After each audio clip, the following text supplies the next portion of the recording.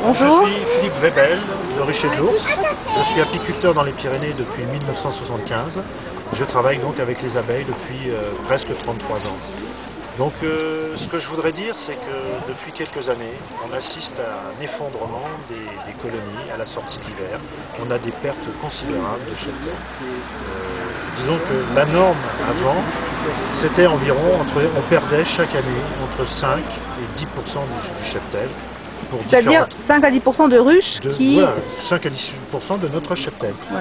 Et maintenant, on est arrivé à des taux absolument phénoménal. Je veux dire, on a entre 30 et 50% de pertes de cheptel. Chaque année. Chaque année. Et disons que quand on a 30%, on est vraiment content. Et c'est un phénomène vraiment très particulier, très bizarre. On trouve énormément de colonies où il n'y a plus une seule abeille dans les ruches. Elles ont disparu, elles sont parties. Alors qu'il y a des provisions de miel, donc, qui ne sont pas même pillées par les autres colonies. Et ensuite, quand on ouvre les ruches, on regarde, on essaie de trouver les raisons de cette disparition d'abeilles, eh bien on ne trouve pas de traces de maladies sur les cadres de couvain. Il y a encore toutes les provisions de miel, mais il n'y a plus d'abeilles. C'est vraiment... et donc, c'est très, très inquiétant parce que c'est un phénomène qui est en expansion. Chaque année, on a toujours plus de pertes. Dans la ville où vous habitez, on a installé une antenne relais au milieu du village? Alors effectivement, donc j'habite à Axat, la haute vallée de l'Aude. C'est un petit village au fond d'une vallée. Et là, en pleine zone artisanale, au milieu, ils ont mis une antenne de 25 mètres de haut. Et donc moi, j'ai un rucher qui est juste au-dessus, où je mets toujours entre 50 et 60 ruches. Et là, effectivement, ça fait plusieurs années que vraiment on fait beaucoup moins de miel qu'avant sur ce rucher. C'est vraiment très curieux. Moi, je suis persuadé que les ondes émises par les antennes de radiotéléphonie et les téléphones portables affectent énormément le sens de l'orientation des abeilles. Voilà. Je pense que toutes ces ondes émises viennent perturber la capacité à s'orienter des abeilles qui ne peuvent plus revenir vers leur ruche. Voilà. Il y a aussi un autre problème, vous me disiez, par rapport aux reines qui... Alors, effectivement, ce que j'observe, c'est que les reines sont beaucoup moins prolifiques qu'avant. Avant, on pouvait, disons, garder la même reine dans une colonie, disons qu'elle restait bien féconde, elle pondait comme il faut pendant 3 ou 4 années sans problème. Maintenant, au bout de 2 ans, les reines ne valent plus rien, il faut les changer. Elles stoppent leur ponte à l'automne, alors qu'avant elles pondaient de façon plus régulière, et bien sûr ça affecte terriblement les colonies. Il faut savoir que la ponte des reines, c'est la capacité aux colonies de survivre. Hein. Si une reine ne pond plus, la colonie est vouée à disparition. Voilà.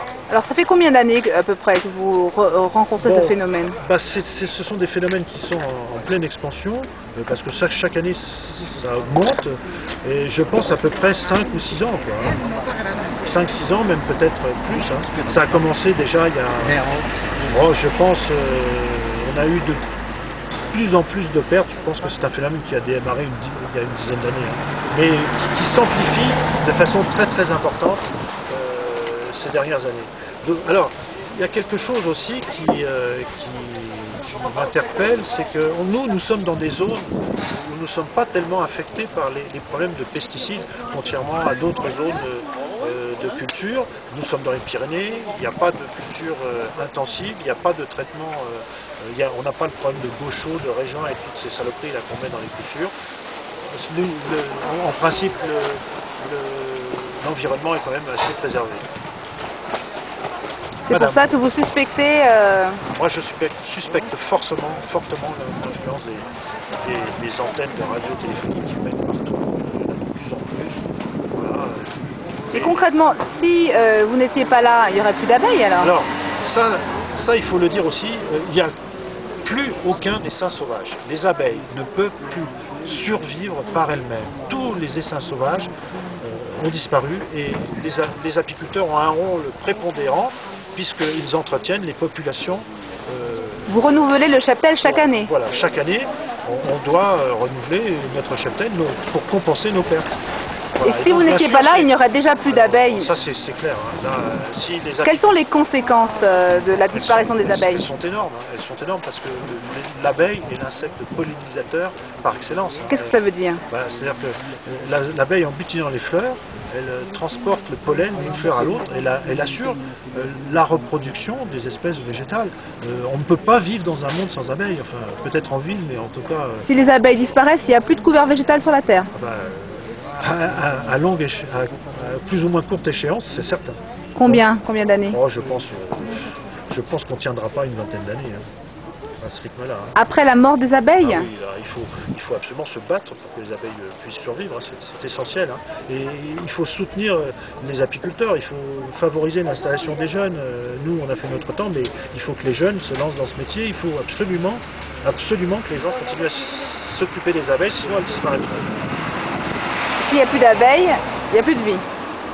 J'en ai bien peur. J'en ai bien peur. Je crois vraiment que c'est un problème qu'il faut prendre à bras le corps. Il ne faut pas prendre ça à la légère. C'est bien plus grave que l'on pense. Merci.